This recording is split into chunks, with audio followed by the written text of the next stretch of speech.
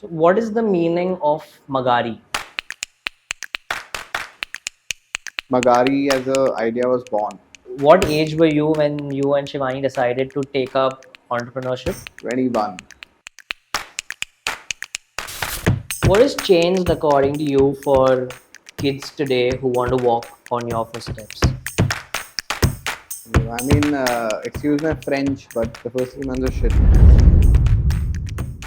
First weekend is when I thought I had regret that have I done the right thing or have I sunk Yeah. my father's money? You tell us what thought process went into designing the artwork, because this artwork was not there on the t-shirts It before. wasn't.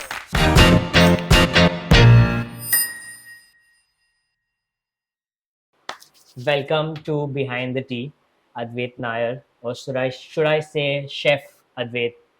I mean, chef is a bit of this. I think jack of all, master of none is.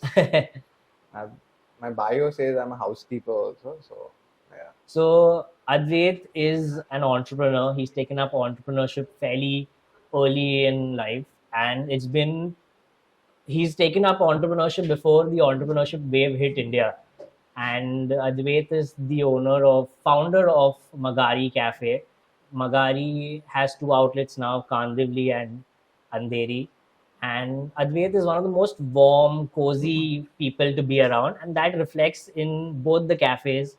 Advait, Advait's aesthetic of cafes is very cozy, homely, and all the staff that have been around at both Magari, Andheri, and Kandivli, they are a reflection of what you are.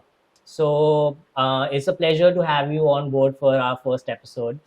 And I'd just come for some nice compliments. I can leave now. Right? So tell us about what was Advait Nayar like before Magari. So I think let's boil it down to I did like I post 10th I did arts from Mitibai. Then I was really confused actually what to do in life. I had like a lot of options: become a pilot, become a mechanical engineer, maybe get into the banking sector. Because what I realized is I wanted to make money. That was my main goal. However I do it, Always. I mean, I thought or doing a business of mine, but what business do I do? Correct. Then I realized I had like I wouldn't say passion for cooking, but I used to cook here and there. What was the first dish you cooked? Do you remember your first memory of cooking? I mean, that started in school, yeah. When sometimes food is boring at home, you just Correct. want to try to do something to make it better. Correct. I mean, that's how it started. Then I thought like, oh, hotel management is a viable option, and it's fascinating when you look at it from Yeah. outside. Like when you look at a 5 star, it's fun, right? It's like it's luxury and it's like cool work people are doing. And that's a huge misinterpretation of what the place is really. Then I was in Goa for 3 years. I was in IHM Goa. I did my graduation from there. So during my second year, there's a mandatory 4 month internship that you need to do. So I was at Goregaon Western. Oh, so right, even so, like if you're studying at IHM So Goa, you can go anywhere. You can go even pan India. No, even Dubai, US, Oh, okay. wherever. Only thing is the cost of staying there will be yours. The flight you go. Got it. So there were a few people who did pan out and go because they had family there or they could afford it. I wanted to come back to Bombay to stay with my folks, and Goregaon is the closest Correct. 5 star possible. Correct. So while you're doing your industrial training, finding a property as close to your home is really necessary because you're working for 12 hours every day at least. Okay. So whatever time in Bombay you can stay save in traveling is Correct. the Bonus. Yeah. So, but the industrial training is tough. You get paid somewhere around $1,200 to $1,500 a month. 1,200 to 1,500 for a month. Yeah, that's all. And in that also, And you're working 12-ish hours. yeah. And I mean, they'll deduct that also to somewhere around $800 a month or something like that. What are you saying? That's stupid. Like your travel costs are much more than whatever it is. Correct. You're working at 12 hours, 14 hours. So yeah, but I never got to learn there because for them you're just glorified slaves, right? Got it. It's just a fancy name and all, but yeah. So I was the doorman there for the first month. I used to open doors. When your car comes, you take the luggage, put it in an X-ray machine. I did that, and then I used to get tipped $50 to open the door. What are you things saying? like that. Yeah, I mean, but it's part and parcel of the process. So I said, okay, we need to do it. But still there, while so during night shift, when used to be like, can I learn now? You know, the crowd is relatively lesser. It's not Correct. a busy work environment. The staff there would not, they were not interested to teach you. They just want you to man the door. Man the door was the term that was given to me. Man the door, man the door. So then I didn't learn anything over there. Then I was at Prego for a month, the Italian restaurant over Got it. there. I was the only intern there. So I was a scullery boy there. I just washed vessels for them. I didn't learn anything about service. Then I went to the kitchen department. So there's a department called the commissary. I don't know if you're familiar with it. Hmm. So in a 5-star or like a property with many restaurants, there's an Indian restaurant, a Chinese restaurant, an Italian restaurant, and there's a central kitchen called the commissary. Okay. So what their primary role is to make staff lunch and things like that. Okay. And also, like say you're a Italian restaurant, you will give an order of say mushroom 10 kilos, Got cut it. it in a certain way. Got So it. we cut it and send it. to you. Okay. Got So it. the orders are given a day prior. You cut it and then we ship Okay. it to you. So you have to just assemble all of it together. Got it. basically. And this is in the same building. Same building. Yeah, Got yeah. So I was there for a month, cutting 50 kilo onions, A day. yeah, 10 kilos of mushrooms, things like that, you know. So that happened. While I was working in the kitchen, in fact, I got pneumonia. I had water in my lungs. So I felt sick and all that. And still, you know, they're very ruthless. They'll tell you to go in the back area and work. They'll not want you to skip work or God forbid you left 1 hour early. You know, it's a sin for them. So then I realized that this industry is not for me. Because also the work hours ratio to the pay you're getting is peanuts. It's literally peanuts. Yeah. Let's scale Okay. down a bit. When you decided after Mitibai Arts, Yeah. as soon as you graduated junior college, you knew you wanted to do hotel management, or whilst you were there? Because I think, did you give any entrance for? You need to, so for IHM, you need to give a JEE, Joint Entrance Exam, Okay. to get an All India ranking. Got it. And depending on that, you can get placed into like whichever college. So IHM Bombay is really good, Delhi is really good. Then followed by Goa, Bangalore, and you know, vice versa. So were you a very good student? Like, I mean, I was average. I knew what I need to get, get my Okay. like survive and out there. So I, like All India, I got somewhere around 1400 or something like that. okay, But in that also there is there's a reservation system, Got so it. non-familiar and things like that. got it. So I knew a couple of people who had got like say 2000 or 3000, but they got IHM Bombay and I couldn't because the reservation was there. Correct. For them. But apart from that, it's okay. Goa was a great experience. It So taught me. you chose to go to Goa, or you had to go to Goa by I default? had an option of Goa and Bangalore. Okay. Why Go- Goa then? I mean, Goa sounded fun, no? It's a better way to What age were you when you had to decide? post 12. So I think 16, 17 is 18. my first year. I was 18. Yeah, so somewhere around that time. Yeah. So you decided to go to Goa, IHM Goa, and then how was Goa like? What was Goa like for you as a student? As a student, it's really difficult and tough. I mean, it's fun initially because like cheap alcohol and things like that. But very honestly, there's no the local commute is very tough. You need to have your own vehicle. Correct. There's no auto and things like that. And auto is extravagantly They're expensive. really expensive. Taxis are really expensive. Apart from that, Ola, Uber is not there. I mean, still they tried to come in. It didn't work out. Once I remember, Maru cabs tried to come in. They broke them out, and that didn't happen. The area I was in Pōrvai, in my last year, a mall came up there, and that was the first McDonald's in Goa. Okay. Yeah, so like it's a little Yeah, less. yeah, The restaurants, if you want to order food, they don't deliver food. So there was no Swiggy, Zomato. Correct. That time. Now there's Swiggy, Now there Zomato. is, yeah.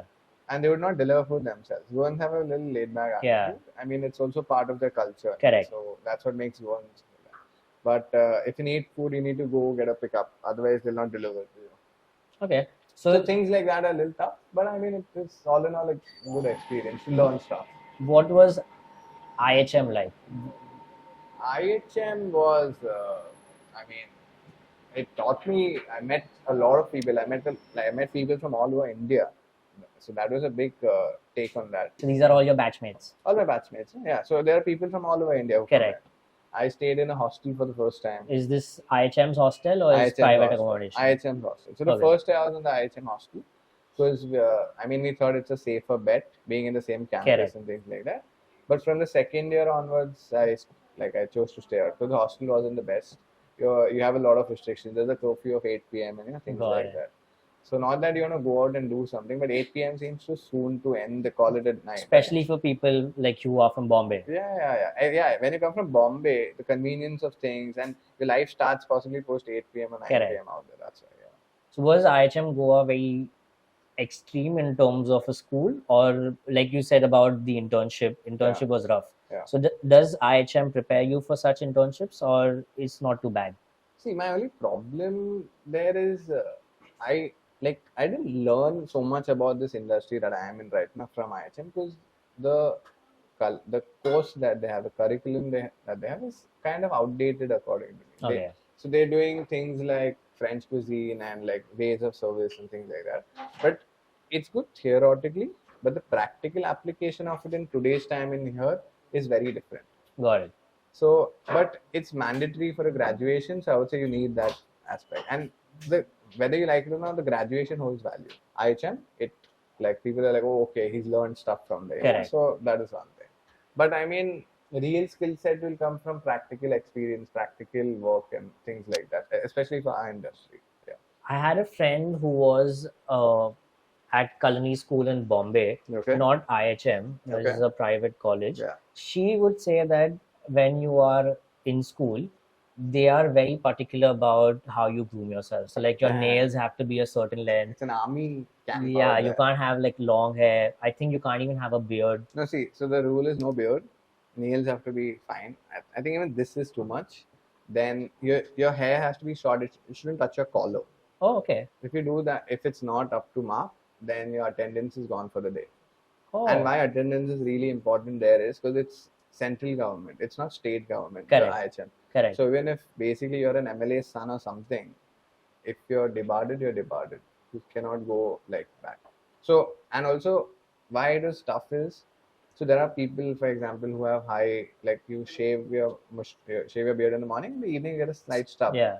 That is also not allowed. So you need to shave it twice a day then. Oh no. So that's little like yeah. Now you're going up.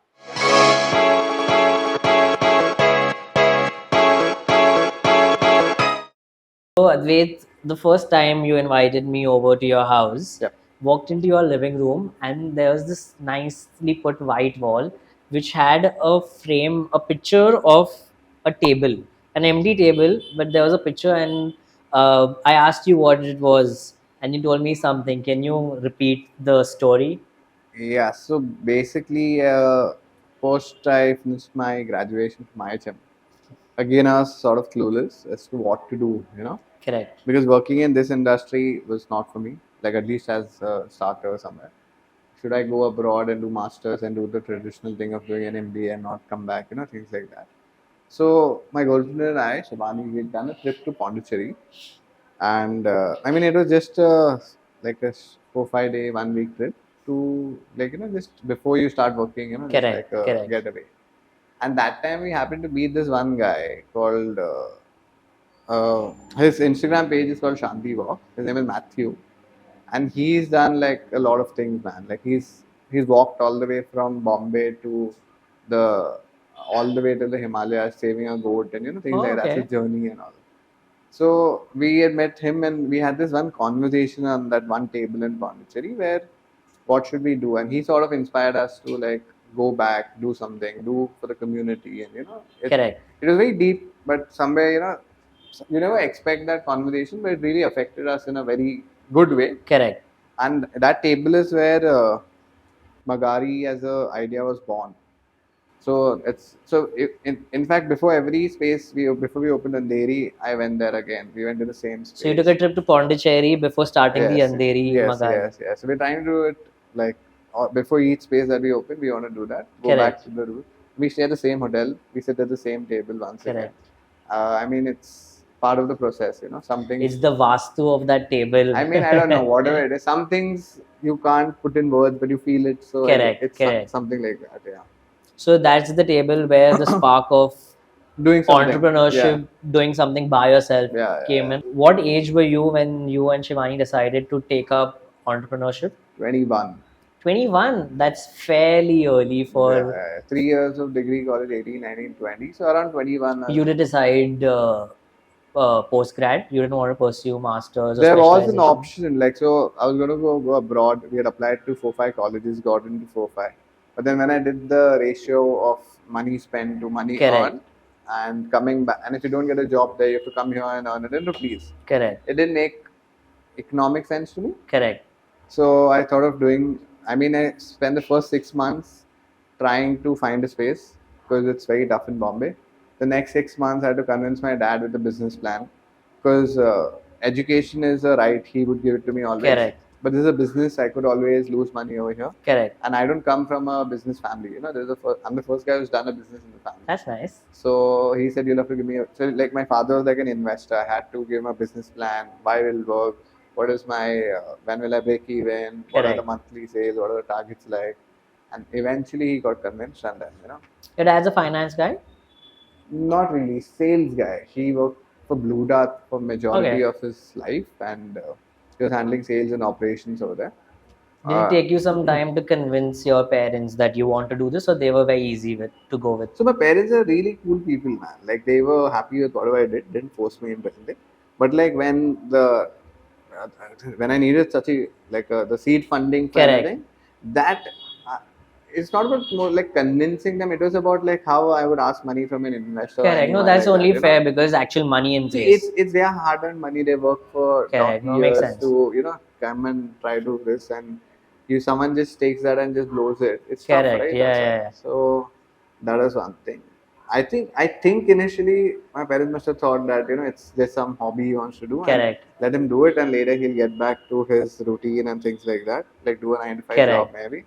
But I think the first 6 months of us opening is when my parents also saw the scale of operations and how big it could be. So when you were at that table in Pondicherry, Yeah. did you know you wanted to get a cafe, or you just decided that I'll start something of my own? No, a cafe we were pretty sure of because we really liked, specialty coffee stores, and that's the. So you were into coffee since then, since you were 21. Like I was getting there. I Cool. wouldn't say I was already there. I mean, initially when I was in IHM, we used to have that 20 rupees ka machine, Nescafe. vending machine, Oh, wala like- coffee also. That was good coffee for Correct. us that time because that's what your pockets could even Correct. afford. But I mean, over time, it's something you acquire, right? It's an Yeah, acquired taste. yeah, So yeah, over yeah. time, we had more and more and more, and I mean, that's how we got into coffee. And one major reason for doing a coffee shop is this area we are in right now, Kandivali. I've born and brought up in this area, Correct. and there was not a decent coffee space where I would like to go and visit, Correct. spend some time over there. And so there are a lot of things that we have. Decent neighborhood was one major option. Pet friendly, that is Correct. another major option.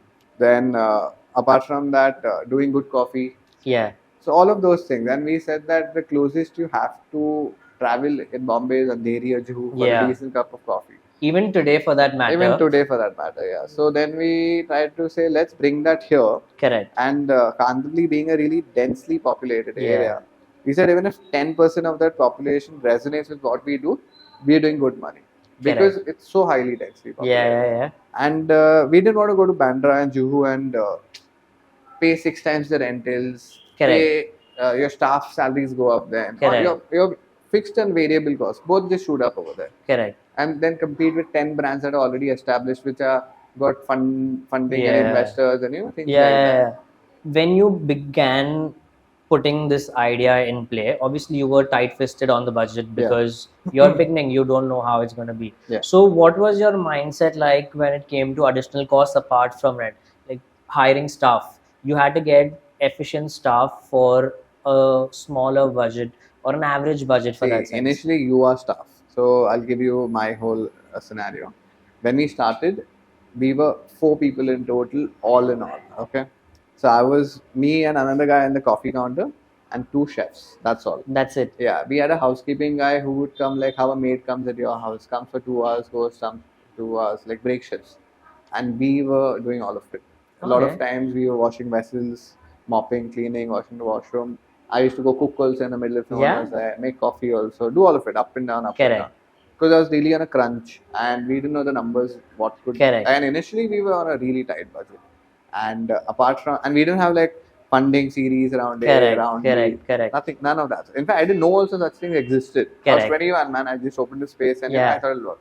Initially, we made a lot of hoof ups also, but I mean, we've learned a lot from those hoof ups right now, and it was a very personal and physical way of learning it also. Correct, correct.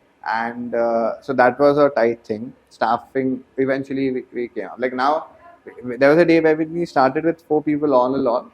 Now we've got 4 housekeeping members only doing things. Like, Yeah. you know, now that's the entire Come a new long way, department. yeah. So that is, but that should come out. I'm not saying initially you need to have it, but after 5 Eventually, years you yeah. need to have it to move out and look at the bigger picture of stuff. Otherwise, I'll still be making coffee. I wouldn't Correct. sit here and do this podcast with you because I'll be making coffee down for orders for customers. Makes right? sense. It doesn't Makes sense. So you're still an employee in your own organization. You're not a founder. You're not a entrepreneur or any of those Yeah, things. You're it's very still- humbling.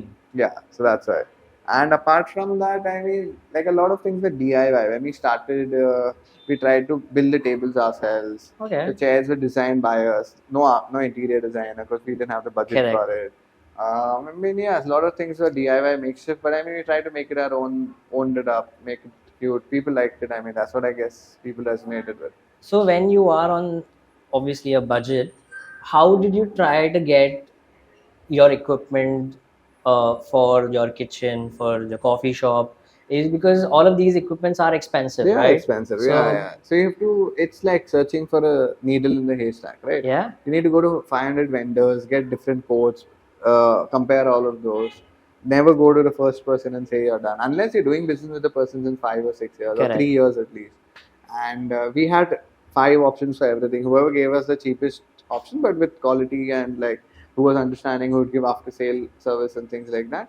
You get all of them easily online, or you have to go out of your way to search them? So right now things are a lot easier than it was 6 years back. But very honestly, if you search online, India Mart will help you, and a lot of kitchen equipment companies who manufacture, they've got their own websites in today's time. Okay. So they you can contact them through that. But yeah, that's one way of reaching out to them. What was your total initial cost to start Magari Kandivali? So Magari, the setup cost was somewhere around 15 or 16 lakhs. Okay. And say another 4 lakhs for 6 months running, like liquid to run the space. So can you give us a breakdown about the 15 lakhs? I mean, How much was equipment? How much did you put into real estate? How much in putting together the whole place in terms of like making it cozy, comfortable? yeah, see, civil work would have been somewhere around 5-6 lakhs. Okay. Another 2-3 lakhs would be for decor and things like that. The coffee machine equipment will cost you around anywhere between 2 to 5 lakhs. Okay. And lighting would be somewhere around 80,000 to a lakh. And yeah, these are like bigger things that we couldn't account for. There are small things that go in miscellaneous here and there. That'll be the remaining part. So what is the meaning of Magari? So Magari, it's an Italian word. It means to wish or hope for something in a positive sense. So when I meet you and you're leaving for the day, I say Magari because I wish to see you soon again, and it's a very positive outlook. Okay. See, I mean, you could also have a negative wish around someone, like I wish you meet in an accident or something like that. Correct. So this is a positive sense, like it's equivalent to inshallah, like how people say inshallah, got like it. God willing, right? Got it. It's similar to that. Got it. Yeah. You've been to a bunch of cafes. Yeah. You like going, you like eating, you like having coffee and all. Yeah. What, according to you, makes Magari unique for your customers? The major thing is before we did anything, when we planned the food menu, we planned the coffee bar, all of it, we put ourselves into the customer's shoes and see if we would like it or not. Would I pay X amount for a cup of coffee? Would I pay X amount for a plate of pasta? Correct. And am I enjoying it? Is the quantity okay? Like you put yourself in the consumer, then you can sell that, right? Got it. If you can't do that, you cannot sell your product. It's as good as that. That was one aspect. The fact that we tried to use this 2-story, 3-story space and make that into, because even the space needs to have its own character. Shops that have like a 4x4 wall and just a Correct. shutter. Yeah. The normal commercial shop below a building never worked out for us because it has no character. It cannot speak about anything. Correct. Apart from that, pet friendly, that really worked for us because I don't know in the suburbs if still there are any pet friendly spaces. Like I know in Delhi there are a few spaces, Correct. but near our area I don't think any pet friendly spaces are there. So Hmm. that really worked for us. And yeah, man, like I said, Kandapali area never had anything like this. Correct. So people wanted that. A lot of people were happy that something like this opened in their area. Correct. They never thought someone would do that here. People thought it would be at least in Juhu, Bandra, and things like that, Yeah. you know. So that worked out for us. Can I tell you why I enjoy coming to Magari Yeah, so I mean, often? yeah, you can tell For me. context, I come to Magari at least once a week, if Yeah. not more than once a week. Yeah. And it's not because Advaith is good friends with me, but it's also because We became friends, no? yeah, After we you, became friends because yeah, I was a regular at yeah, Magari. But so I worked in the hospitality industry in UK, yeah, and when I was working, I interacted with a lot of people over there, and they found me to be very warm and cozy because I would break a conversation. yeah, So I worked at the till where yeah, you place an order, I yeah, give the order to the chef, yeah, and then whilst you're waiting for your order, I would break into a conversation with you. yeah, Random, but just while away your time. yeah, And that I got a feedback that I was very warm and welcoming to them, yeah. and that's the same vibe I got when I started coming to Magari once I came back from UK.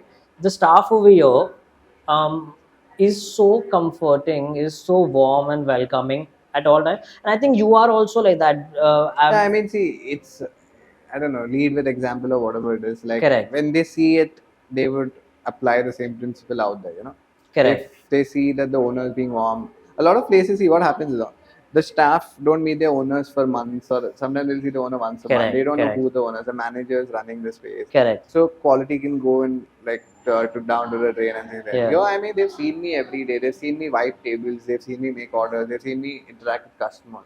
So the thought process will go is मेरा boss ये कर सकता है तो मैं तो ये कर सकता हूँ correct. या मेरा boss ये कर रहा है तो this is the least he expects from me, right?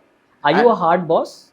I don't think so. No. I'm never. No. In fact, initially Shivani was bad cop. I'm always good cop. Yeah. So I cannot be bad. Because I've never, in so many years of friendship, I have never seen you get mad outside of the cafe also. I don't get mad very easily. Yeah? Like, see, it's either a problem is arise, so you shut up and find a solution to it. There's no point ranting about it. There's no point sitting and having a lecture about it. You know, that's literally wasting time when you could do a solution and be done with the problem also. Do you think this was part of your personality from before, or do you think you sort of absorbed this While being in the throughout hospitality, your? I would say maybe 40% was there. Correct. And 60% when you work in hospitality, It's humbling. patience Yeah. patience has to be a virtue for you. Yeah.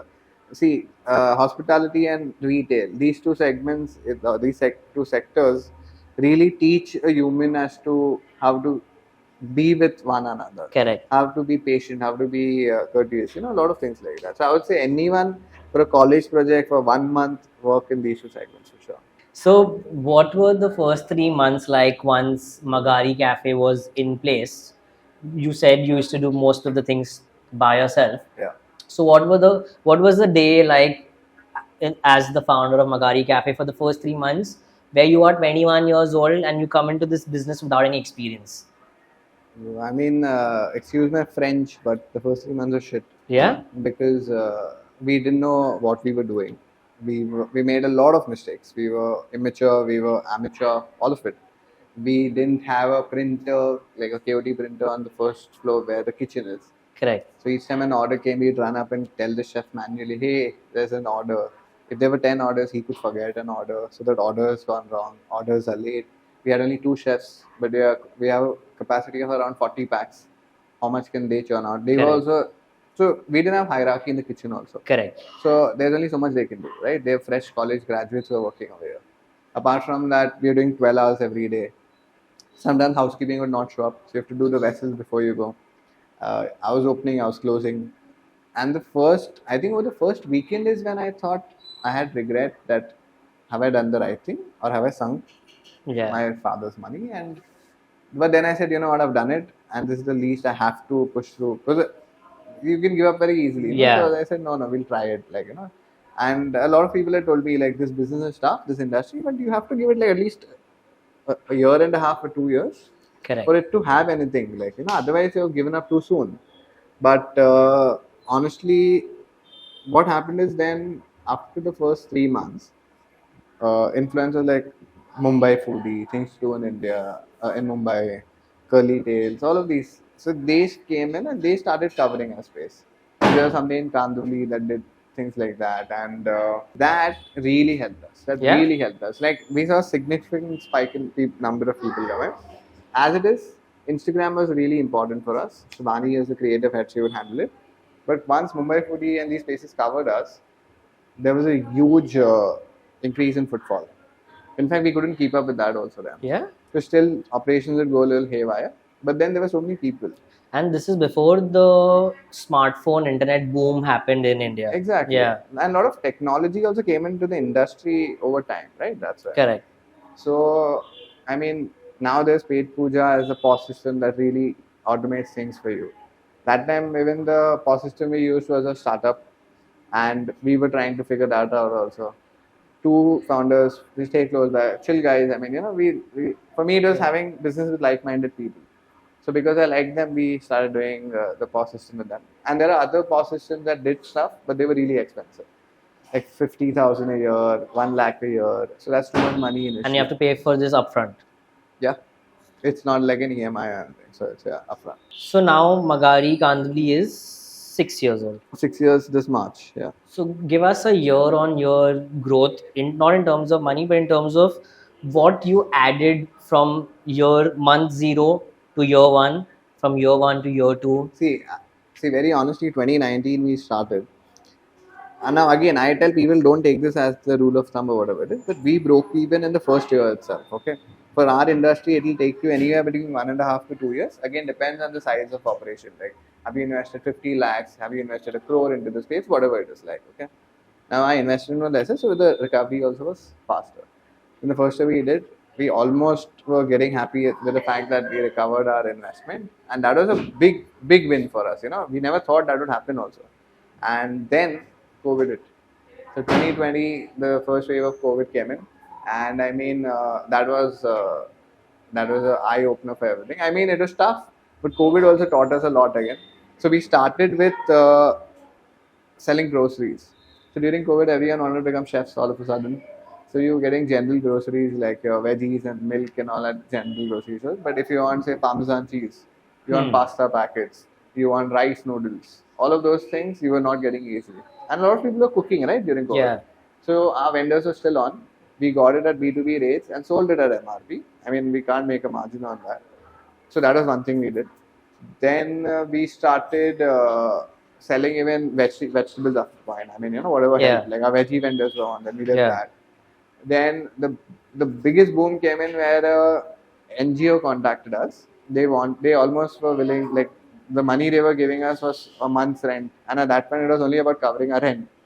And all we had to do was make food packets for. There's this hospital called Shatabdi Hospital, and it was a COVID hospital. So the doctors were pretty they were not getting enough nutrition and working 12 hours. So we had to make food packets for them. Correct. But the thing was, I had no staff that time because all the staff were either gone back to the village or on leave. So I alone used to come in, used to make 25 food packets every day. So it will be a salad, it will be a sandwich, boiled eggs, bananas, all of those things. So we used to give that, and I used to go deliver it at Shatabdi personally. Was the landlord nice to you during COVID? Yeah, I mean, he slightly reduced the rentals. It was not shut completely, rentals were still on, but it was reduced a bit. So yeah. Then after that, after COVID year? Yeah, then after COVID year, we had like openings. You could open it till 4 p.m. Then you can open it till X time. There was the guidelines. So that during COVID is when we started doing a little like slightly Asian food also. Because what we realized is the food we're doing is not takeout food, right? People want to come in here and have it. And Asian food is always takeout food whenever you think of it. So that's when we started having a little Asian. I'm not saying it's the most widest range of Asian food, but I mean that really added on to what we are selling. Makes sense. So how was Magari post-COVID? I mean, we fought through COVID and picked up the fallen pieces and assembled. The team was not there. Slowly we had to get the people back, and even it's to get back to the routine of working Yeah. 10 hours every day is one thing. Traveling was not easier. There's a lot of people coming from Naiga, Vasai, Viras, things like Staff, that. you mean? Stuff, yeah, Hmm. yeah, stuff. And then, but we got back to this. By this time, you had footfall, or you were still Yeah, looking to yeah. get? You were In still fact, so whatever, there's this revenge buying. That whole term was coined, right? Post-COVID, where people were going out, they were doing things that they would not. not saving and spending on activities. Yeah. So revenge buying or whatever it is you want to call it, that helped us. Business-wise, things were pretty good for us. I also heard of this thing where people were moving away from movie theaters and spending more on restaurants or meals for See, that matter, I trying to think eat healthy or trying to spend more on their taste buds. I think one major thing is because people saw a lot of OTT and movies during the whole COVID period, right? You've done seasons and seasons Yeah. and seasons, so you want to step out and do things. Reached a saturation of consumption of that Yeah, and I mean, entertainment. even takeouts are not more, or online orders are not as much as people coming here. Oh, so you were already on Swiggy, Zomato pre-COVID. Yeah. From right off the bat. Like no, once you opened, it takes after a month or something. So like these guys get in touch with you, or you have to approach them to. initially, I had approached them. In fact, that time I had to go to Andheri East to the head office, fill out a form, and things like that. Now it's easier. Now you have to just online go. They'll come and they'll do it. Does getting on Swiggy, Zomato help with business? 100%, no, because see, they take a huge commission. That's one major. But initially, for me, it was about having visibility. So the app has lakhs of people or crores of people. So the traction is there. So it helps you give visibility. It helps you identify in the area that you are a brand that is there. The commissions are there. It's huge, 28% or 30%. Depending on the risk. Did you have to pay for your visibility on the brand, or you didn't do So that? those are ads. Those are marketing schemes you can do if you want. I never did it because it never worked for me, and I didn't think it was what we needed at that point. Instagram ads and things like that worked for us more. Marketing point. You used to handle your Instagram by yourself that time? So my girlfriend Shivani, like I said, she was the creative head. So she did majority of it. I was just the helping hand trying to do something. But she has the creative eye for it. But yeah. But that's majorly what we did, and word of mouth really helped us. You have a good product, it'll sell. Makes sense. Itself. Yeah.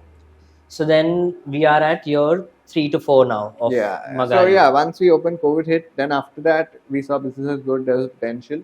So my parents, my dad really wanted to invest and grow it more. So that's when we opened A Town also. So there, my dad and my elder brother were partners with me. So A Town is Andheri. Magari Andheri. Yeah. It's in So this is year 4. Not year 4, year 3. We opened Okay, year 3 of Magari. Magaris. Yeah. We opened this in December. And yeah, that was also a new journey because Kandavali Magari is a vegetarian place, being in Mahvi Nagar and all. So there we do non-vegetarian also. So menu, we had to up. So for the area Andheri, we had to upgrade the menu also a bit. The way things are presented, get new staff, hiring of them, training of them. So basically, it's a little elevated, but the essence of Magari has to remain the same, right? You brought up menu. What was going on in your head when you decided the curation of menu for Kandavali first, and then how that evolved into the menu for Andheri? Like I said, I wanted to put myself into my customer's space and see what I like, what I eat. Who is doing this? No one is doing that. Can I serve it? Yes, it's serviceable. Will I enjoy it? Yes. Will I pay X amount for it? Yes. So that's what helped me really. So everything on the menu is curated by me, but I like whatever it is. So most of it is dishes that you would want, or it was also adjusted to the demographic of your TG? So that happened after we opened Andheri. A few things were adjusted according to the demographic of what the space is, but the main idea of Kandavali menu happened by, we felt right with it. So. Okay. And Andheri also, like Kandavali right off the bat, was pet friendly because you thought that worked for you. Yeah, because so any space we do will always be pet friendly. That's a rule of thumb. Is it because you are a pet lover? Yeah, because as a pet parent, as a pet, having a pet, there are very few places in the city where you can take your pets. Right now there's one mall where you can take your pet. Yeah. So it's restricted access, but a pet is also a member of your family. So you want to take him or her everywhere. Speaking of pets, today is the birthday of our little boy. Yeah. Do you want to talk about him? Do you want to mention him? Yeah, Troopers. Tell us how your life changed after Trooper came into your life. Yeah, because I started doing cardio every day. 5 kilometers every day. This is something. How many kilometers a day? 5 kilometers every day. 5 kilometers of walking a day. Walking a day, yes. But I mean, it's crazy. He's the best thing that happened to me. I had a pet before that, but since he passed away, I didn't think I was going to get him a pet. So it's really tough. But I mean, that void can be filled by another pet only. Yeah. No, there's nothing else that can fill it up. Why Kane Corso? So that also happened right here at Magari. There was a customer friend of mine who had this breed. A Kane Corso? Yeah. So there's this guy. So he got, it was a female Kane Corso called Bella. He got her here, and that's the first time I saw the breed. It was majestic, huge, like a mini horse, Yeah. pony or something. And that's when I fell in love with the breed. And I said, one day, if not today, if not tomorrow, one day and when I was looking for another this, I said, why not right now? So, speaking of stories at the cafe, have you ever had like a funny interaction? A customer at the space? I mean, we have quite a few stories, but I'll tell you one that comes to the top of my head, as long as I don't get in trouble on a later date. So we do private events. We do things like movie dates and private lunches and dinners and things like that, right? So a customer had once, like a couple had booked for a private event with us, and those days I used to take bookings myself. So they had my phone number, and they came in, they did the event. I want to say a week or 2 weeks later, the boyfriend calls me up, and his girlfriend was at the cafe with someone else, and he called me to ask was his girlfriend over there with someone, and I said, yeah, I think I thought it was a friend or something. You don't think twice about it. Turns out she was cheating on him with someone else, and yeah, so he came in here and he confronted her. He barged in here. He barged in here in the next 15-20 minutes and confronted her. Oh no. And yeah, that was quite a. Did you feel guilty after? I felt like a narc, but I didn't know. So yeah, that is one. Do you ever go back and watch the footage and be like, shit, this is what I've done, and it's funny now?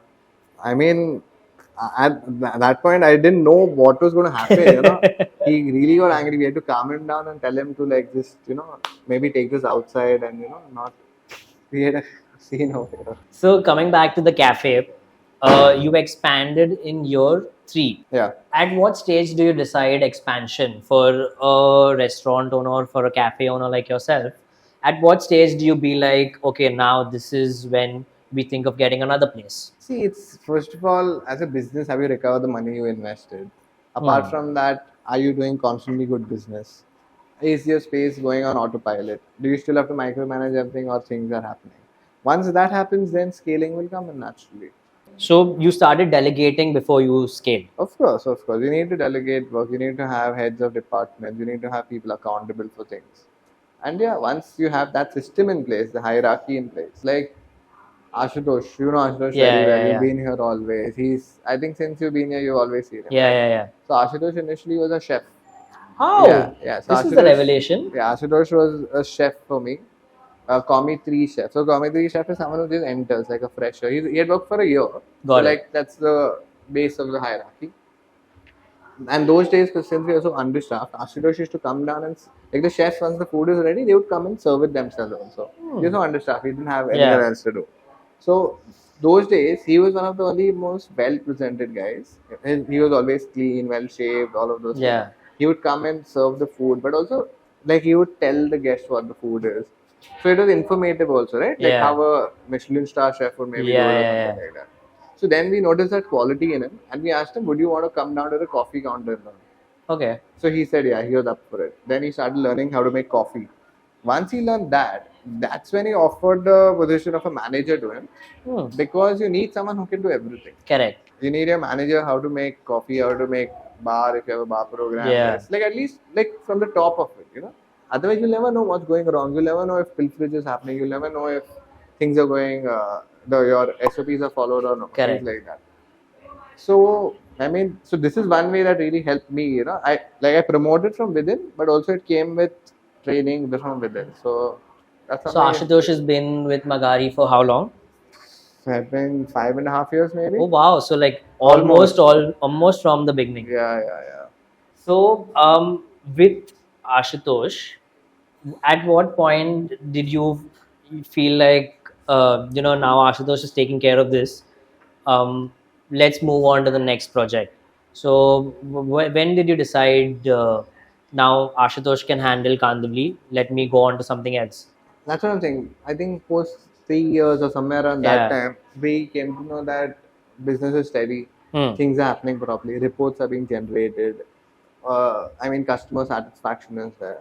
That's when we knew that we can take the next step out. If you wait for everything to be perfect to the T, it's never going to happen. So Okay. now also, if you ask me, is everything perfect to the T? No. So it's always a work in progress. But there has to be a time when you start scaling up. Otherwise, you're stuck in the same routine always. What's your favorite menu from? What's your favorite item from the menu at Magari? I have a lot of things, but I really like the truffle pesto cottage cheese here. I like the I like the carbonara we do at Andheri, Yeah. and coffee. Coffee is something that you'll see me. In fact, Yeah. a lot of my regulars who come in, they always see me with a cup of coffee Yeah. Yeah. always. Yeah. So that's something. So yeah, So we are at year 6 of yeah, Magari now, yeah, and you are busy at the moment with a project which is almost at play. yeah. Do you want to tell us about that project? Yeah, so this one's really close to the heart. There's this new space we're doing. It's a new brand altogether. It's a South Indian space. It's called Pōrvai. So Pōrvai, to begin with, it's a Tamil word. My mom being Tamil, I've learned somewhat at least. So Pōrvai basically means a bedsheet or a comforter, and the idea is the same comforting essence, the same comforting space that a warm comforter would give you, like Got it. it's cozy, it's comfy, it's homely, it's all of those things.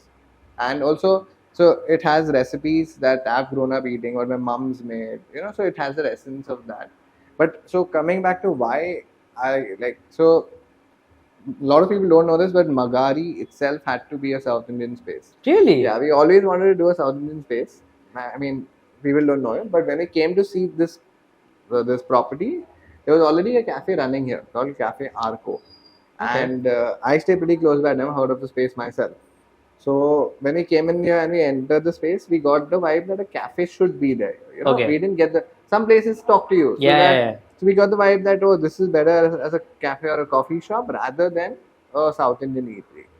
So that happened. Then in year 3, as we said, we scaled up Magari because a lot of people wanted more of it. But now we felt it was the right space to do what we really always intended to do. Is what I've grown up eating. Correct. And we found the space that worked out for us. It's literally walking distance from Magari Kandivali. And something just, they come into place. Yeah. So it was like that. But then, one from a third person perspective would Yeah. imagine, since Magari is doing so well, Yeah. why not a third outlet of Magari, and why jump into a new cuisine all by yourself of the like a new cuisine, a new place, instead of doing another third outlet of the same space? Yeah, because then, from at least see, your work is fun as long as you as a founder or the Yeah. owner is also having fun. Then it gets too monotonous. You're doing the same thing just in different places. Okay, you rather than just franchise it out, and that's the worst thing. I'd never do a franchise. Okay. I think, Why so? see, in franchising, someone else is running what you created, right? It's your vision that has gone for a toss, and there's no quality control. Things could go haywire just easily, and your name is affected in that. Oh, yeah, your identity is affected. Yeah, like if Andheri was a franchise, or maybe there's a franchise in Dadar, you went there and you didn't like it and you didn't know me, maybe you don't come here. I do that chunk of business from here also from you. Got it. Got it. So I don't think it's the right model. A lot of people do it, but this is my personal opinion.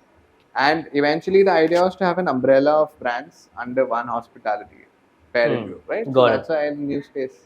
That's basically. So now that you have 6 years of experience in setting up a place, Yeah. getting it up to speed to run, Yeah. and now you are also financially capable of getting decent amount of staff to run the place. How is it different from 6 years ago? How is setting up Pōrvai different from setting up Magari K Town? It's huge. Like a lot of things that we did here initially were goofy, no design sense, no civil planning, no interior planning. Lights were not put up, wiring was haywire. Yeah. Like now, I'm not saying we are the masters of it, but we've come over 6 years, we've seen progress. Correct. Like from Kandivali Magari to Andheri Magari, that was better planned. Yeah. Andheri Magari to Pōrvai is better planned. Like we're looking at the tiniest to tiniest details that we could do. All those things. Yeah.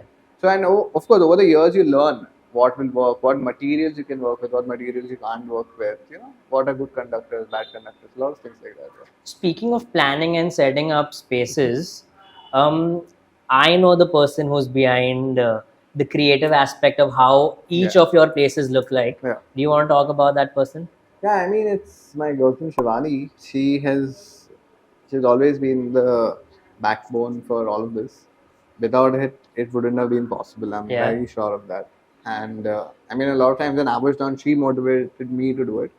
And sometimes the thing is, it's annoying also, but she needs things like a certain way. Like her design has to be perfect. If it's 2 mm wrong, then it's gone haywire, and you have to all hear from it. But I mean, that's what makes it what it is. Yeah. So I love the final product, but I hate the process. The process is the worst possible thing. Tell us how you met Shivani. I know her since like she's been my friend from my second standard. What are you saying? Yeah, we're in the same school. Second grade. Yeah, second grade. We were in the same school. Then we became friends. Then I had gone to Goa, and then like, that's how. But same, yeah, I know her since X amount of years. Yeah. Second grade. My God, that's a long time. Right. And so, like, since when are you all seeing each other?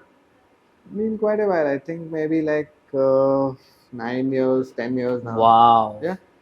And Shivani has been a creative head throughout her Creative life. head, cheerleader, whenever needed, counter staff, social media manager, like one cap for all the roles, whatever. Yeah. So And whilst running her own business. Whilst running her own business. So she's also an entrepreneur, and similar to you, she started very early, right? We started on the same day. So March 9th, it just so happened that Shivani, her sister Riddhi, she's got her own company, and we all three started on the same day. And she's got a certain way of making sure every place resonates with you, because all your spaces, Kandivali, Andheri or Purvai, they're very like homely. Even Purvai, like I remember when I first walked in at Purvai, I said, dude, this reminds me of the house of Alia Bhatt in Two States, because it's so homely. Very like homely South Indian vibe kind. Yeah, it's because of the elements she's used. She's used terracotta, wood, brass. These are natural elements, man. So like, it's all of those things. So how was budgeting for Magari Kandivali different from budgeting for Purvai? Because now you came in with so much more experience. Yeah, so I mean, because of that, the costing also goes up now, because now you know a lot of things. Oh, I would imagine you'd... No, because see, what happens is, what you worked with initially, you always want to upgrade from it, right? So then you learned about more things. You've traveled more. You've seen what other people are doing. You experienced different aspects of all of it. So you want better always. You don't want to keep it at the same. If you give me a stagnant, you're not growing really. So the budget slightly went up, but of course we try to do whatever best we can do in it, and because that's entirely funded by us. We don't have investors or outside money coming in. But we're trying to make it work with whatever we have, of course. Now Bombay is in a wave of Bene vibe. A lot of people doing Bene, a lot of people doing variations of Bene. So I'd say that Bombay is suddenly, South Indian cuisine is picking up in Bombay. Yeah. How do you think Purvai will be different from other South Indian places in Bombay? See, first of all, I don't think the South Indian wave is picking up, because South Indian food was always easy and accessible, right? That's one major thing. And it's healthy and like relatively at least. Yeah. And like if you go to places like Matunga and somewhat Dadar, there are a lot of South Indian the staples, rooms, that really are there since like years. But the idea of why we could be possibly different is that it's about, see, at the end today, everyone wants your personal touch. You want the founder story, all of it. It's storytelling, right? It's storytelling has become a part You're selling of a story with the identity of your brand. Yeah, so like I said, so it's things that have really grown up eating. What my mom has made. So we've got, so like my mom's grandmother's sister has really ground spices for the sambar masala and sent it from Chennai. Wow. Yeah, and like my mom is going to be there for the kitchen trials, making the recipes, seeing how we are doing, what we are not doing. She's not a chef, but I mean, she's cooked her whole life. Yeah, of course. Your mom's from Kerala. No, so my mom's Tamil, my dad's Malayali. Okay, So it's all of those things. yeah, So it's our version of the South interpretation or the got it. Southern cuisine. You know, So it's you're basically stealing what. auntie's recipes Yeah, for. it's basically what it is. She's already asking me for a cut and all. I said we'll come for it later. So yeah, but that's basically what it is. So I mean, that's why I think we would be different. Again, it all comes up to what people feel out Is there. the whole family excited towards, because Really it's like excited. good Malu food, right? Like good South Indian food. Really excited because see what happened is like initially we wanted to do a South Indian space, right? Before Yeah, you Magari. said, yeah. So since 6 years we've been waiting for it, and we always wanted to do it, but you know some things timings didn't work out, the place didn't have this, or the area didn't ask for it, all of those things. Correct. But now it just all came into place and we said yes. So everyone's super duper excited. So now in retrospect, Yeah. now that you have so many years of experience, It's not so many. It's 6 I mean, years. 6 years of experience. But if you Yeah. think of it in terms of a day at a cafe, Yeah. you had 6 years, right? It's Yeah, a yeah. fairly good amount of time for you Yeah. to learn. Yeah, yeah. What would you have done differently if you came with the uh, same experience bag before, when you were at the same table at Pondicherry at the age of 21? What would you have done differently to do with Kandavali Magari? See, one is have a more realistic business plan as to how to scale up. When will you like what operation should be like? We didn't have any SOPs for operations altogether. The place when like the way it was designed could have been much better. And apart from that, staff hiring initially we didn't think that it was enough. You know, so do better in that aspect. Housekeeping was one thing where we could always do better. And yeah, those are few things that we would definitely try to do better. Or if there's someone like me 6 years back telling me that, it'd be really helpful. So that's something that would really be different. But I mean, this the menu, the essence of the space, what we are about, that would not change because Correct. we in fact we're proud of that. So yeah. If you were to get a time machine and go back to when Advaith was 16 years old, Yeah. what skill set would you tell him to develop to get to what you are today more efficiently? Man management, because I don't think any B school teaches you how to do man management. You know, that's one of the most toughest thing. What do you mean by man management? Like hiring, like managing your staff. Okay. Like, see, people fight because they had a clash of opinion. So your staff is in, like they have a tiff between them. That will affect operations. Sometimes staff doesn't want to show up to work because they had a fight with their girlfriend. It's menial things like that. Or someone wants to leave half an hour early, but the other person doesn't want to cover that shift. It's a lot of things. Like it's very tedious also. It's mentally exhausting. And in our industry, basically, the retention rate is really bad. Like people leave jobs for $500. So if I give someone a salary today, I hope they come tomorrow. Otherwise, they could just pack their bags and go to another place for a mere $500. So yeah. What has changed according to you for kids today who want to walk on your footsteps? So if there's a 21-year-old today who's thinking Access of starting to information. Yeah. A lot of access to information. Lot of workshops. Like see, Bombay Canteen does this canteen class every year once, where they get different. On this time, there were Bene founders and all of it. So that is one thing. Podcasts are there, which are much more accessible. So one more thing, like just for example, is technology. What I mean is, good old days, I would have to call my vendor, tell him, I need ABC things, ye chahiye, please deliver kar dena. He would come next day, whatever time he wants. He would only take cash payments, no digital payments, right? Now, Zomato has got this avenue called hyperpure. So, hyperpure is Amazon for restaurateurs.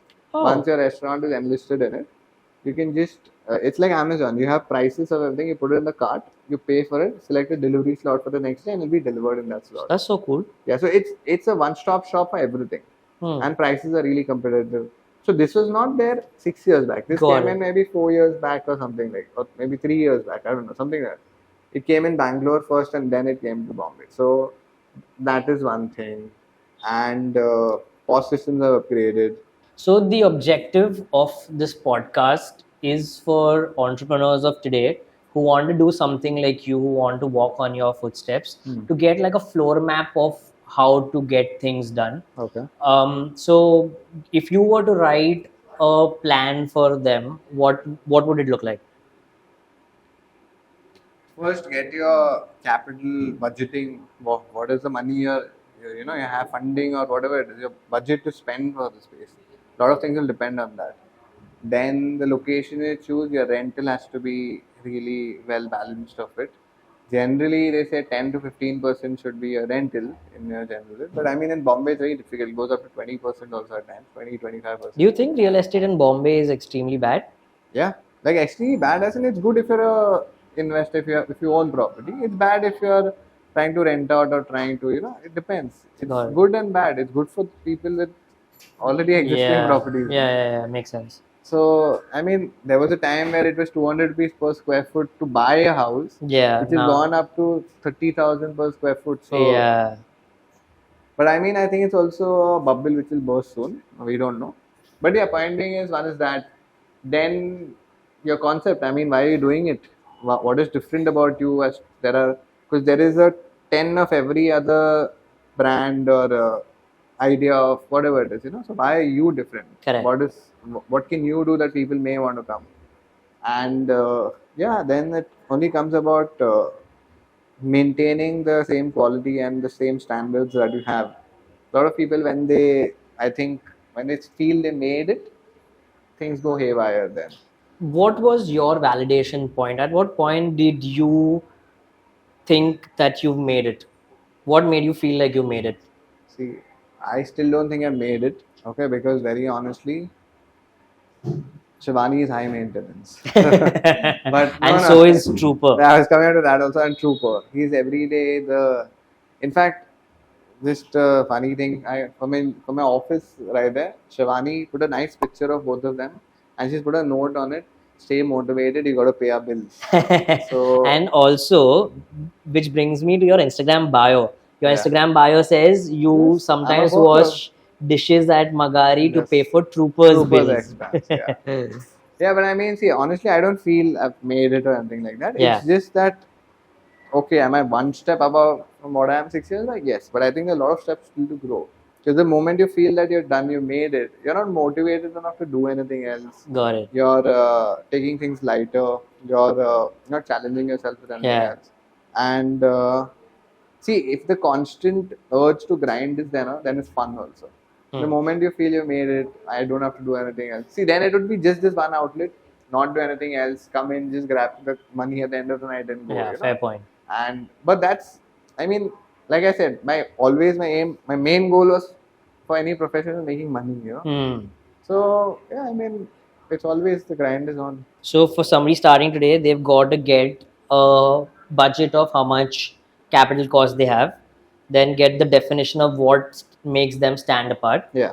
But then realistically, everybody's got like a plan in their head. Everybody's thinking, I want to have a Open a cafe of my cafe, own. a Maybe now bakery, because or coffee this is or picking that. up, Yeah. have a specialty coffee space. Yeah. But realistically, how do you put a plan from your mind into a business plan on paper to get it up and running? What should your steps be? What is your rule of thumb? Your rule of thumb.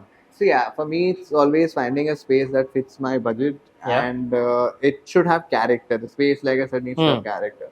Once we get the space, then a lot of things are planned according to that. Because see, like I said, we wanted to do South Indian first, but then that changed all the way and became Magari because the space spoke about it.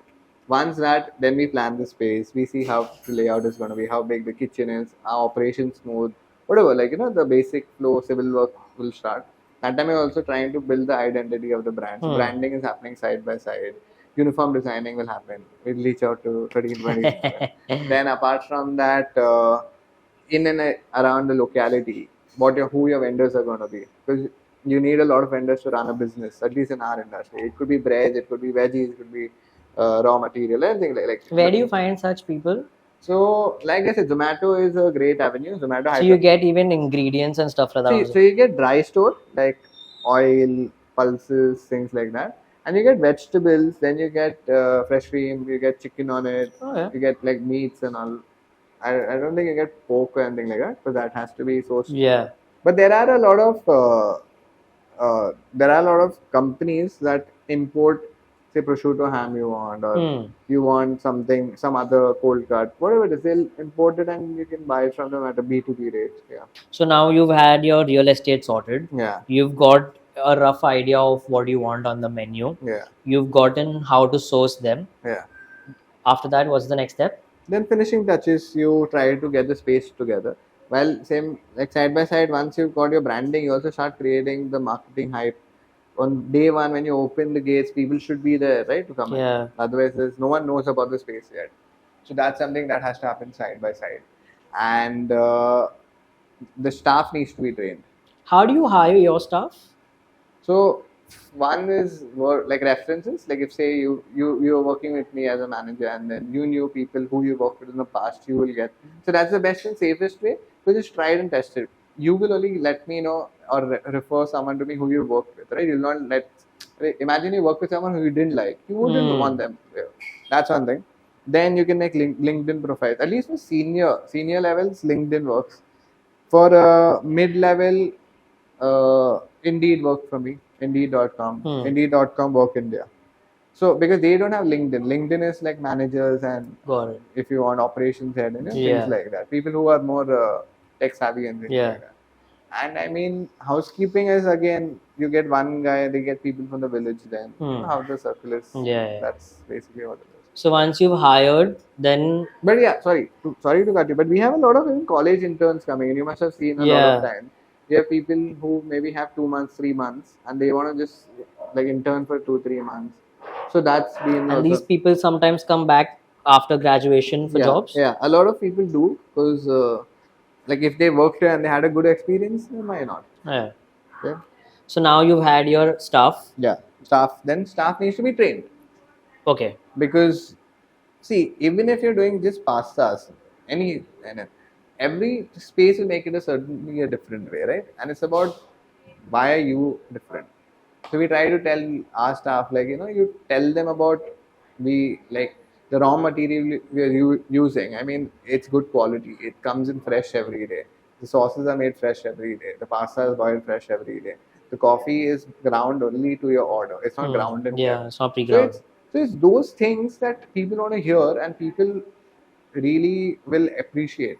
I've also, so like one more thing from 6 years to now, what I would say is that the consumer is always every day growing more and more informative about what they know. Like people didn't know much about coffee 6 years back, 8 years back. Yeah. Now people know. Matcha was the thing that was known. Yeah. Now matcha, everyone wants matcha. See, for some people it's also about it looks good for the gram. Yeah. But some people really know what it is. Yeah. Like in fact, just today I was reading a report, not today, yesterday, reading a report where Japan said that they don't have enough matcha to supply for the whole world. So that's a problem for us because now the rates are going to go up. Right? Correct. That's like demand and supply didn't work out there. But the consumers are really growing more aware of what they're consuming. Why would they pay X amount for it? So your staff needs to know that, right? That's one thing. So now you hired your staff, you've trained them. Yeah. And then we're up and running, or then you onboard with your Swiggy and your Zomato. Okay. And that's one thing that should. So you mail them and they'll sort it out. Yes. They'll send someone over. They'll take your menu, put it up, all of it. So yeah, that's one thing. So then we're up and running, and then you're investing in marketing. Yeah, marketing is also one thing that people take for granted. They think, let's not put any money, but you need to have at least some budget for marketing each month. That has to be a part of your variable cost, at least, for sure. So now this person who's 21 years old, Yeah. he's written down a floor map like we just spoke about. Yeah. Now in this whole floor map, how does one ensure being profitable? Because from how the entrepreneurship wave has hit India, there's a lot of brands that are just pumping in a lot of money. Not ending up being profitable, and they write off their they write off their company then. And I feel personally that's not a way to look at entrepreneurship, right? Yeah, you want to be profitable at some point. The end point has to be profitable. Otherwise, why you're doing it? Yeah. Otherwise, you can just take that money and sit at home and just put it in a and for people like you and me, whatever place we get into is our brainchild, right? It's a spark that's grown into an actual up and running activity. Yeah. So you want it to be profitable. So how do you be profitable in the process of planning? See, how do you be profitable? It will be literally about trying to curb your variable costs each month. Fixed costs are something you can't do, but variable costs you try to curb it. If for a restaurant is what I can talk from, right? But you make sure inventory management is perfect to the T, because pilferages are one thing that happen very What's common. pilfering? Stealing, Ah. like see, the chef could order food, order raw material for this, and order 1 kilo extra butter and take it home. What is the management? Are you going to sit and check his bag every day? You cannot do that. So you have an inventory management, and also you see like what is being used, wastages. Maybe he boiled rice a little extra, and the remaining extra rice he just threw it, where it could be used for another order. Things like that, Apart from that, if your manager is not trustworthy, he could just remove the bill out of from a guest and not take money for that. Or if it was a cash payment, he keeps the cash in his pocket and delete the bill altogether from the system. How are you going to track that? Have a CCTV in place to check things. That's very important. And yeah, basically you cut your variable costs, make sure you have enough marketing to balance the footfall ratio, and avoid stupid costs like unnecessary costs when you're already on a budget. If I'm on a budget and if I say I have 50 lakh budget and I say मैं 40 lakh का interiors करेगा, not that makes sense on this. In all these years of your experience, Okay. have you ever gotten a frequency of the psychology of your consumers? Have you ever made an observation of that? And how have you put that in your business? See, whether you like it or not, we Indians are not the biggest spenders on the first go, right? We are very conservative with that. You want to window shop with it. And but what I've realized is, once you like a brand or you like a particular product, then we have loyalty towards it also. It's with also daily consumer products, right? Hindustan Lever does so many things that works out, and so once people like it, they want to spend. They have loyalty, and also they'll give it the benefit of doubt that one day it could not work.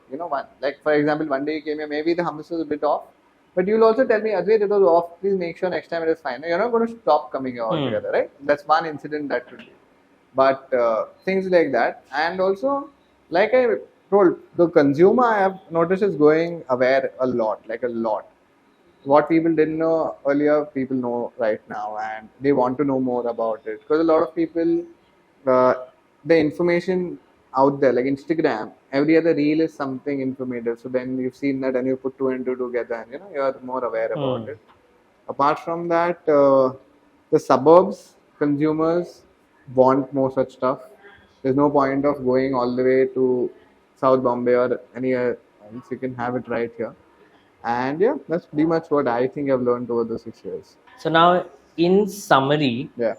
we've established how the journey was for you from the beginning of your schooling, from your college to IHM. Yeah. Somebody starting today, do you think it's necessary for them to get education in and around hospitality, or because of so much available information on the internet, one can start without a proper education? I think a graduation is always needed, because what's your safety net otherwise, If this doesn't work out, what are you doing? So even if it's a hospitality or a BCom or whatever it is. See, because when I hire, I don't look at, are you a hotel management graduate? Then only I'm. It's not that. I look at the skill set and practically how good they're working. But it's a safety net, because if you think that I'll open my own cafe or restaurant or bakery and it doesn't work out, and on a later date to support yourself, you need to do a 9 to 5 job or anything like that, why will someone hire you then? That's maybe what it is. So I think a graduation is important. Masters or postgrad is really your call. Like, that's all. What are your final thoughts on somebody trying to get into this, into hospitality as an enterprise? Don't get it. Why do you say so? No, people should come in, because I say that every person added to the industry is one more person growing knowledgeable of the challenges behind it, So like, since you worked in hospitality, you know that, service is slow today because there could be an issue. You're more understanding towards it. You're not in a rush. You're not like panic. You're not annoyed over anything, right? You're humble over it. But I mean that, see, it's a very tough and physical industry. When people see Netflix and they see Starbucks and all of it, they think, oh, I'll work in a coffee shop, it'll be fun. Rachel did it in Friends. It's cool, you know, but it's not that easy, and it's maybe like 9 hours of you standing on your feet, dealing with people every day, dealing with staff every day. And even after that, there are licenses that are required to run your business. Then the government, you know, the taxes are just going up, above and above. So that's one thing. So then, are you really making money after all this? So How do you know what licenses you need to get a see, particular establishment? honestly, you will find it all online. There's a lot of information available. But yeah, the basic licenses, what I could name is you need an FSSAI, Food Safety and Standard Acts of India, and you need a health license. A health license, also known as an eating house license. So that your health department of the area will issue it to you, and they are basically just telling you that it's according to the health standards of the area or the city, and you're good to work. And one more main license is a fire license. Fire license. Yeah. So if you have gas cooking, where you're using a LPG or a pipeline, you need to have a fire exit in the kitchen. You need to have fireproof doors. You need to have sprinklers, if I'm not mistaken. And if it's induction cooking, like how we have your electric, you just need to have your fireproof door, and you need to have fire extinguishers present. And make sure that your all your electrical points are, you know, done properly. Don't cheap out on wiring. So do you think it's difficult today for somebody to start a establishment, or is it No, easier? it's not difficult. It's much easier, but you need to have the patience for it, and you really need to want to do it. Right? You think competition is good for this industry? It's a lot. At least in Bombay, a lot of competition. No, I mean competition is good in terms of an enterprise. So like if I'm starting, is If I'm a new brand trying to establish, it's bad for me because it's very tough to make it out with a brand that's already Yeah. there since 6 years. But if it's a existing brand that's already there, then it won't make a difference. No? Okay. Like if I go tomorrow to Bandra and I want to open, there's so many. There's Sapko, there is Bougie, there is Mokai, there is Boca. You know, these are brands that Yeah. are already up and running over there. So for me to make a name in that area and be profitable with high variables and fixed costs is relatively more difficult. No? Fair. You tell us, when we spoke about doing t-shirts for Magari, The I was design. excited Yeah. that we are doing work within friends. Yeah. You tell us what thought process went into designing the artwork, because this artwork was not there on the t-shirts It before. wasn't there earlier, and I mean, it took some time also. I don't know if you remember. We had a lot Yeah, of back yeah, and forth yeah, with yeah. it. Yeah. The idea was to have Magari out there in the t-shirt, you know, but we couldn't just just putting your logo out there, just your name out there is very mainstream. It's very done and dusted. So we had to take elements that represent us Yeah. and put those in caricatures or, you know, drawings. So Shivani drew a lot of those things. She sketched all of it on a She did sketch them. like, I mean, no, she on an iPad. So I don't Yeah. know if it's counted as sketching, but Yeah, yeah, yeah. she drew it. So we have a dog because we're pet friendly. We have a fork with a pasta. We have a girl working on a laptop, which really looks a lot like Prisha. I don't know Yeah. why, but it looks. We have plants. We have a cup of coffee, cocoa. You know. Yeah. So it's all of these mini elements that when you think of Magari. Oh yeah, for that also what we did is we put a story one day out saying that when you think of Magari, what are the things that come to your head? So these are things that our customers have written out to us. You know? Yeah. Cup of coffee, cup of hot chocolate, dogs, cats, Good ABC. music. Yeah, all of it. So all of that was compiled into one whole creative, and yeah, you printed that out for us. So that's something that when we think of Magari, it's that. And there's a line that says, "Life happens, but Magari Yeah. helps." That was Prisha, because Prisha always felt that, you know, that was like Magari. This outlet was like a solace for her. So that's pretty much it. So the attempt with this was to put out the information for a young entrepreneur Trying trying to to run get a into the family. hospitality industry. Yeah. We hope people have learned from your journey and this conversation of what to do next, how to get it done. So we really hope this helps somebody or the other. And we look forward to seeing you with episode 2 at Pōrvai. Oh, definitely, bro, definitely. Soon. Yeah. What do you think about it? I think it's gonna be up and running soon. We'll have a design for the uniform and all that also. Yeah. Then we'll discuss that soon. But point being is, I think I've given whatever I could to understand. Like I said, if there was someone 6 years ago like me to explain even 10% of whatever it is, things would have been helpful, easier. So hopefully, I mean, someone out there has learned a bit. That's all. Thank you for your time, Cheers, busy man. man, Yeah. and It's thank you okay. for helping Anytime. us with this free book of course for people who want to start doing Don't this. call it. This is too formal. Then it's just catching up over coffee. That's what I say. Yeah. Thank you for your time.